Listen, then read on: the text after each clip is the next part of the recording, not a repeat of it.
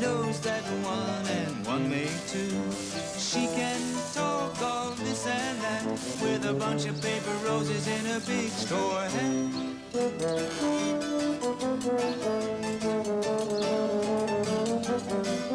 With a bunch of paper roses in a big straw hat.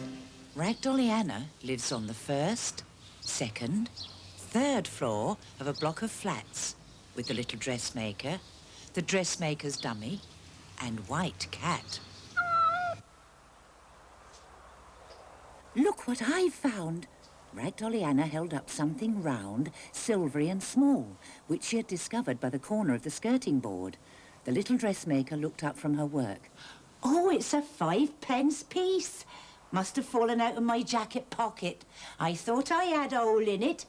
You can keep that for yourself. Oh, thank you, said Ragdolly Anna. The coin had a pretty design on it. I ought to know more about money, she said.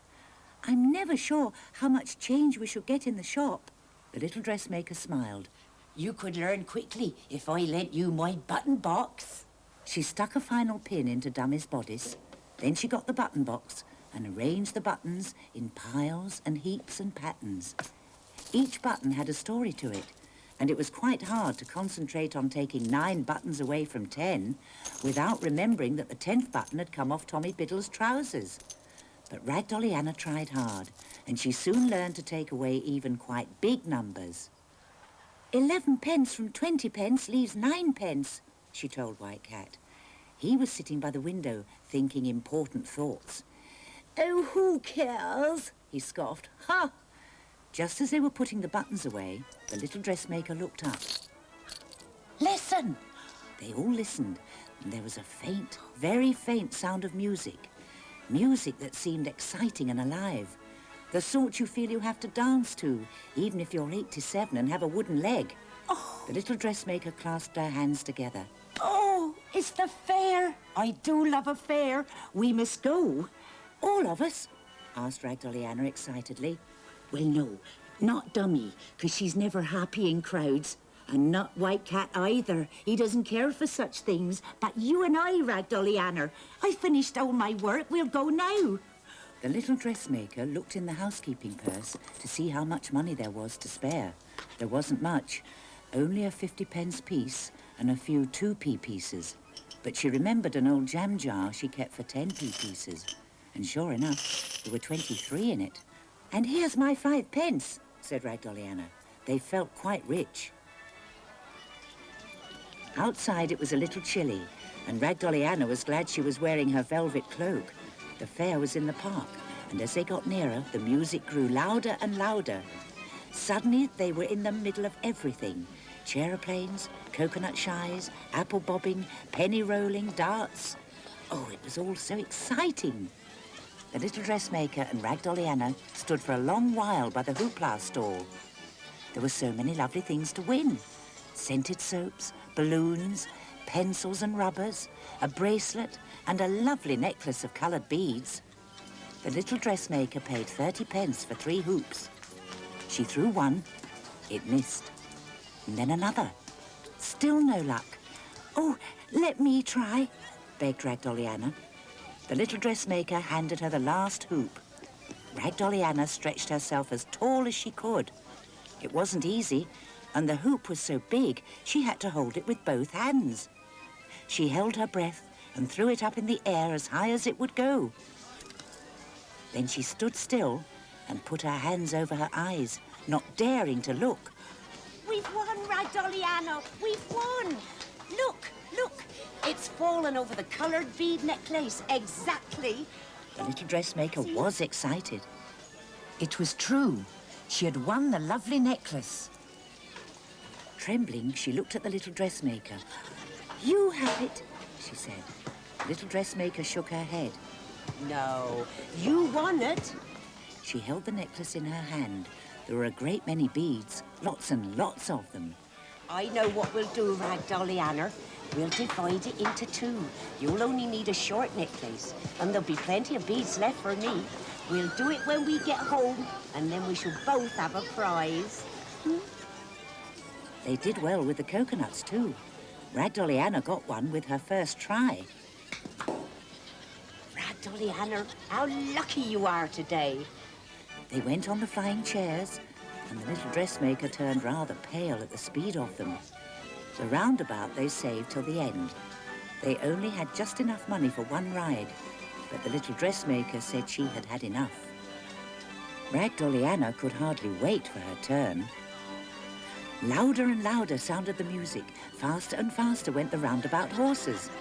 Most of them were a creamy colour, some dappled, some a little bit brown, and a few were as black as night. But they all had tossing manes, bright eyes and big smiles, and wonderful coloured harnesses. And they all went up and down on shiny twisted poles. She tried to decide which one to choose. Then the roundabout slowed to a standstill.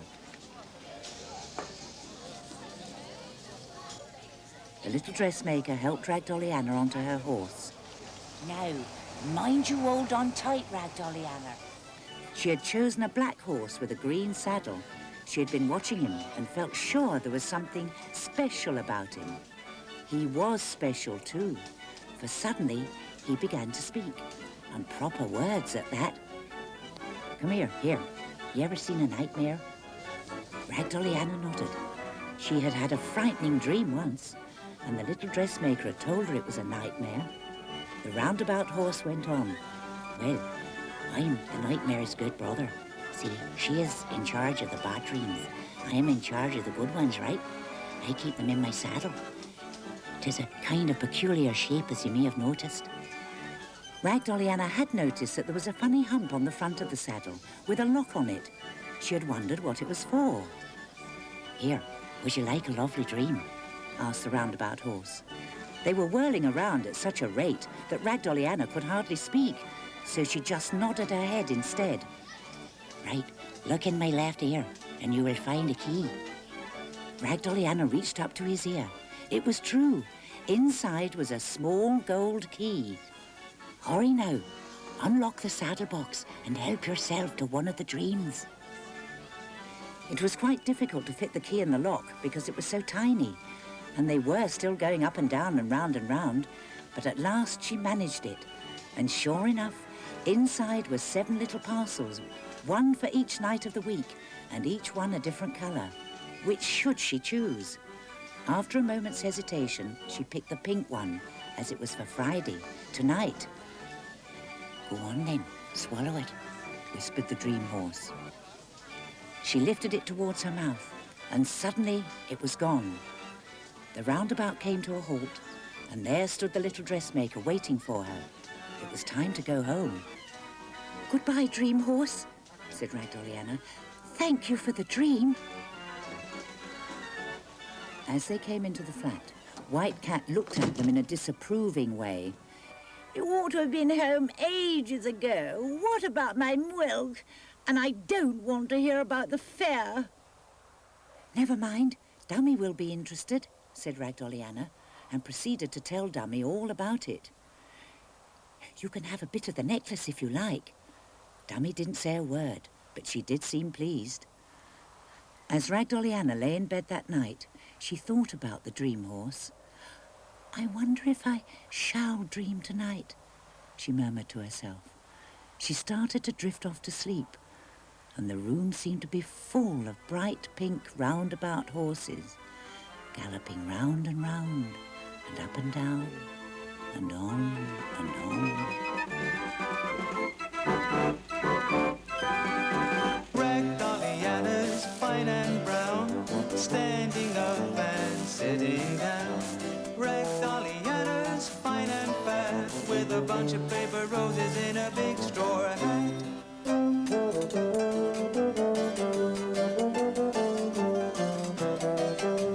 Ragdolly Anna's fine and fat, with a bunch of paper roses in a big